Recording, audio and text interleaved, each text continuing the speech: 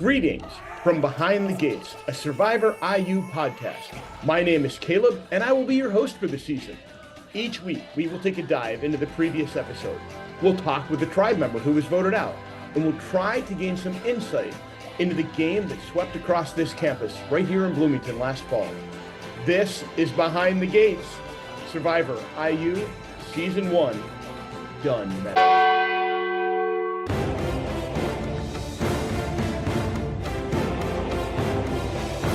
I'm an artist and a musician, and I'm studying hospitality at IU. In the end, only one will remain to claim the title of sole survivor.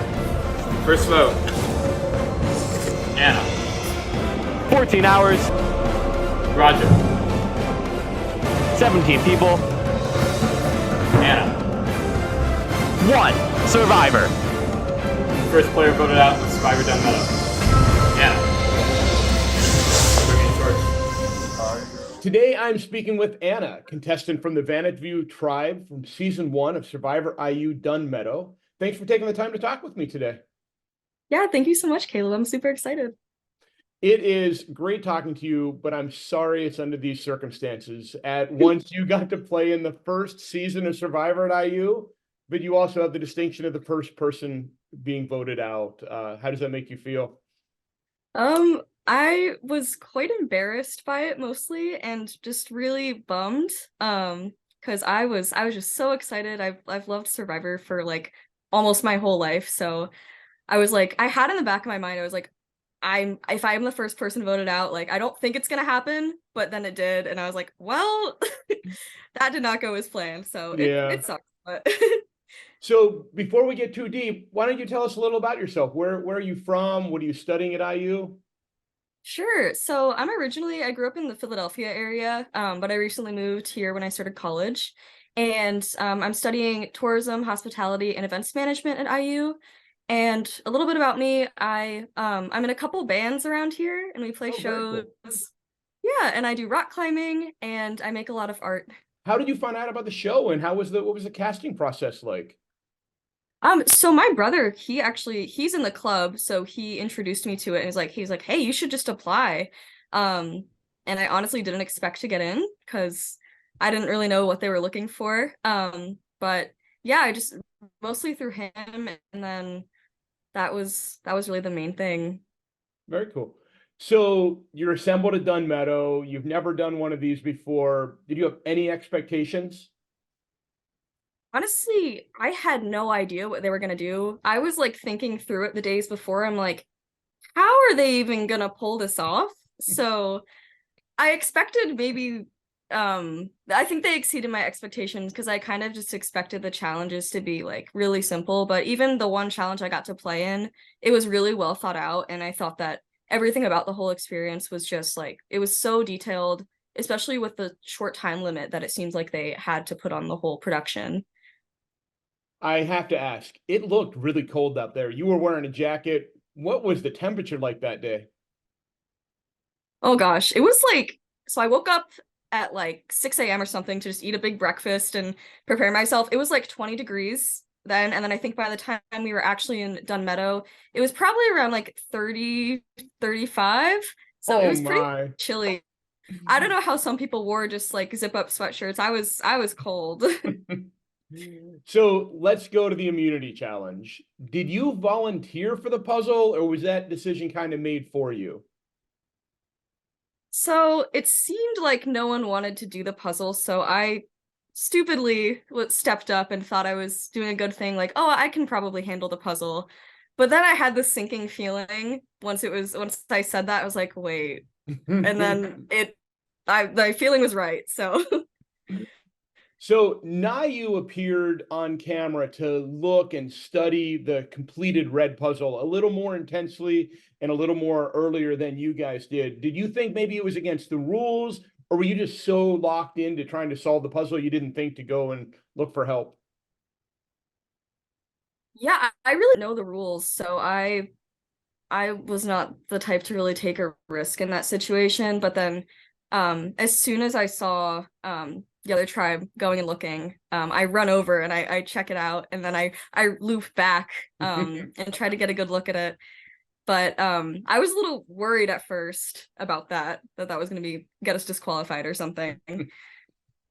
You only had so much time back at camp. In the episode, we saw Nayu hunting for a hidden immunity idol. Did anyone at Vanaview think to start searching for one? Unfortunately, no. That's one of my biggest regrets. I had a feeling that I was going to get voted out the second I left I was the first one to leave for confessionals. And then I came back and I just got this feeling. I was like, I should probably be looking for immunity right now because no one was telling me anything. But no one, to my knowledge, looked around for one in our tribe. So I have to ask, you guys joked about going and getting a real squirrel. For those who haven't seen the episode, a stuffed squirrel was the immunity idol. Did anyone make an honest attempt to capture a living squirrel and bring it to tribal council? Man, unfortunately, no. If I would have known, if that might have been a last ditch effort if I had no other way to save myself, maybe go run after the squirrel, but sadly no one chased it down. Yeah, and get a little rabies shot at the end of the day too, right? Yes. So the tribe discussed on camera, multiple people discussed not blindsiding anyone and being open with their votes before tribal.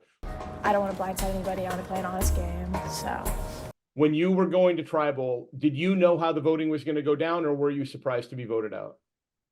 I don't know why they said that because they completely did blindside me. It obviously wasn't in a completely dirty way like you see sometimes on Survivor. Like they weren't telling me that they were voting anyone else out, but it was kind of a weird contradiction that they were like, not to call it Andrew. And I looked at our weakest link, and our weakest link was Anna. She messed up the puzzle multiple times, and she got too flustered under a lot of pressure.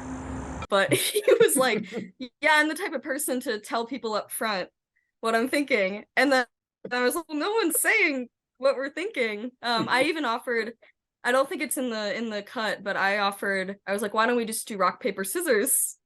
That might be the fairest thing right now. And everyone just kind of like shook that off and didn't really acknowledge it. That's a power move. I like that. You know, you have a tribe that doesn't really know each other, don't have reasons. If you think you're at the bottom, what's the worst? You would lose? Exactly. Yeah. And I'm confident in my rock, paper, scissors skills, so I wish that made the cut. You describe yourself as a very friendly person who can get along with most personalities. Was there just not enough time for you to form the relationships necessary to form a strong bond with your tribe mates? Yeah, it was really tough. I mean, I don't know how much time it was. It felt like maybe 20 minutes max that we had actually back at camp. And also everyone was really nice. So I think that it really didn't even come down to personality, or I felt like I got along with everyone, but I just don't even think that was something that people were really going off at that point. It was just, I was kind of the weak link in the challenge. So not much I can do to save myself from that. Yeah.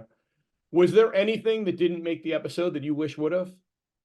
Just to show more of the narrative of how I was, because I feel like honestly, I come off as kind of like, I gave up, but I was really like trying to throw in little seeds without being too accusatory, that I kind of knew what was up, but I didn't want to flat out be like, let's actually vote out this person. It was too early on.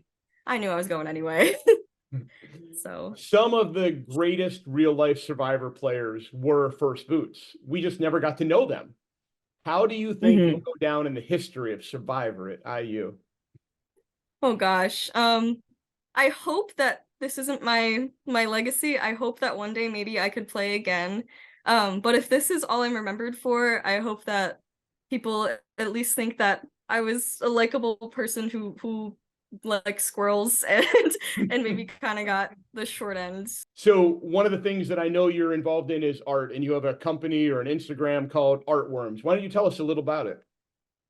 Yeah, so Artworms is it's honestly just a little business that I have where I sell a lot of art prints. I do a lot of handmade stuff, so I make stickers and buttons, and all of them are worms are kind of my thing. I just like drawing worms, and that's sort of where it started. Thank you. And it's kind of grown into a bigger thing where I do commission-based work a lot of times for people in the area, like musicians. I do a lot of their logo designs or like flyer commissions for their shows. So it's really kind of grown into something bigger over the past like 3 years or so.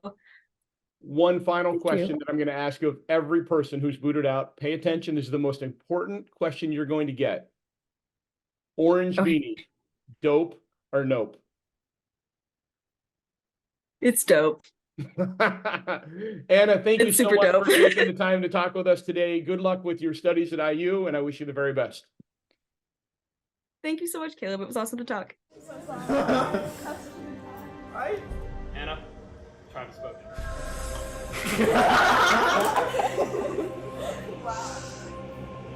I had so much fun. I'm really bummed that I got voted out first. It's like kind of embarrassing, but I don't know. I hope that my tribe does well. They're all so nice and I wish them the best with everything.